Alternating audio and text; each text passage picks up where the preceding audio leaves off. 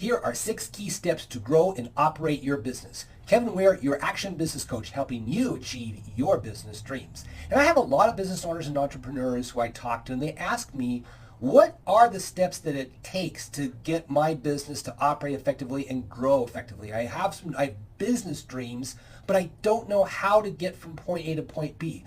What are the steps to get my business to where I want it to be? Well, that's an excellent question. There are 6 principal steps that you need to take as a business owner to get your business to where you want it to be. So let's go ahead and dive into those 6 areas. I'm going to break each one of these 6 areas down on the steps that you need to take as a business owner to operate and grow your business. So the first step is what we call mastery. Mastery, in essence, is the base fundamentals of your business. If you don't do anything else, you have to have these mastery processes in place before you can go anywhere. Now, there's 4 main things within mastery that you need to focus in on. The first is financial mastery.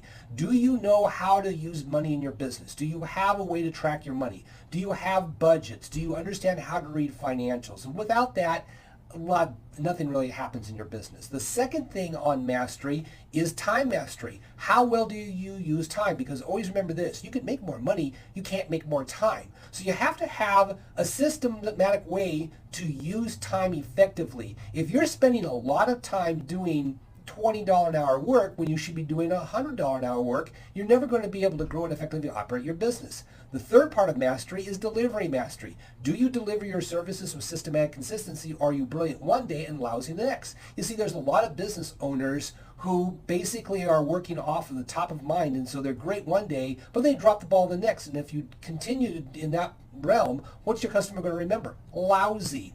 Now, the fourth area of mastery is what we call destination mastery. Where are you taking your business? What is your vision? What's your mission? What's your culture? You see, here's the thing is that if you don't know where you're going, all roads are going to lead you there. Too many business owners are basically living, payroll to payroll, month to month, quarter to quarter, and they don't have a defined direction that enrolls and inspires team members, but also enrolls you, the business owner. You need to know where you're going. So, those are the 4 elements of mastery. The second step that we need to take is the marketing step. The very first thing we need to look at the marketing step is, what is your unique selling proposition? Why should somebody choose you over anybody else? What makes you different? And you see, the problem is that if people don't know the difference between you and your competition, they will always pick the competition if they are lower priced than you. So, what is that uniqueness that you have? And then identify the target market who can buy that uniqueness. Now, you also have to look at then what are 5 key performance indicators that you need to measure and improve on within marketing.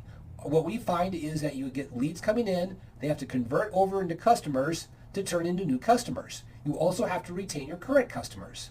Then what you have is you have your average dollar sale, how much they spend with you each time, and then your number of transactions, how often do they buy from you on an annual basis. And then the 5th area is the margin rates. What margins are you getting? You have to have all 5 of those areas being measured consistently and then have strategies to improve those. The 3rd area is leverage. So we've talked about mastery, marketing, now we're talking about leverage. So what are the areas of leverage in order to operate and grow your business you have to focus in on? Number 1 is employees. You can't grow a business without hiring people. You got to have individuals doing the work for you. Number 2 is systems. What are the systematic ways that you're running your business? Because remember, a business is run by systems, and systems are ran by people. If you're having people run a business without systems in the middle, you have to create chaos, and so you have to really zero in on that. Then we have the 3rd area within leverage is marketing.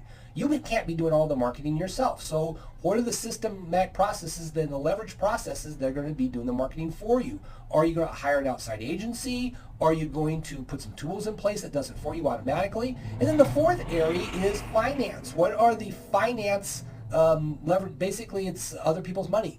You have to use money to make more money. Are you going to get that from the bank, or are you going to look at your retained earnings? Remember, the purpose of profits is reinvestment. And so your own retained earnings need to be put back into the business to continue the growth mode. So again, within leverage, you have employees, you have systems, you have marketing, and you have finance. Now, the 4th step in growing and operating your business effectively is developing a team. How do we go about developing a team?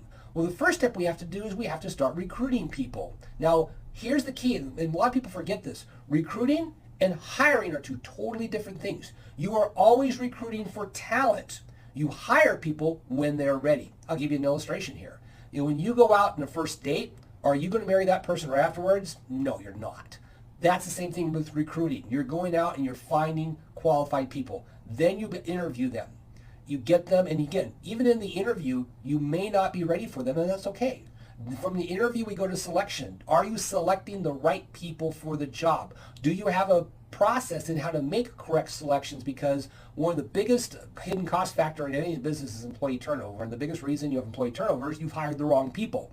Now, once you've got the selection going, how do you onboard them? How are you, and I'm not talking about just orientation. A lot of people say, oh, I do have an onboarding system. No, you just have an orientation system. Is, okay, here, talk to a few people, fill out these forms, go. That's onboarding is a systematic process that educates them about how to do the job, but then what is the culture of the business? How does the business do things? How do you have a deeper understanding of what happens in your business? Once we got onboarding in, how do you develop good teamwork principles? How are you getting people working together? And then finally, promotion. As you grow this business, you're going to need to promote people into higher levels of responsibility. How are you going to have a promotion process? So again, the fourth area now in the step in growing your business is team. The fifth area is what we call synergy. I call this 1 + 1 = 3. The sum of the whole is equal in the greater parts. A team of 10 does the work of 20. A team of 20 does the work of 40. How do we get that going? We have to have management systems in place. We have to know how good managers are managing people to get them to deliver more and more and more in a way that makes it easier for everybody. So you have to have management systems in place. And you then also, once those are in place, you need to find a general manager who's going to run the business for you, so that you don't have to be stuck there every single day. So that's synergy. The final step in growing and operating a business is what I call expand or exit. Now you have everything in place. Now what is it that we're going to do? Are we going to expand the business? We got to take a maybe look at multiple locations, maybe open a second, a third, a fourth location. You may want to go into different industries. Maybe you want to expand but have additional offerings that enables you to grow your business without necessarily adding locations. Now, if you want to exit the business, you can sell the business if you want, or you can let it run by itself while you go ahead and collect profits from it, and then you decide you want to do something else. So you can, if you want, retire and still own the business and maybe just do a 30-minute check-in once a month to make sure it's operating properly. So let's go over these 6 steps again. The first step is mastery. The second step is marketing. The third step is leverage. The fourth step is team. The fifth step is synergy. And the sixth step is expand or exit.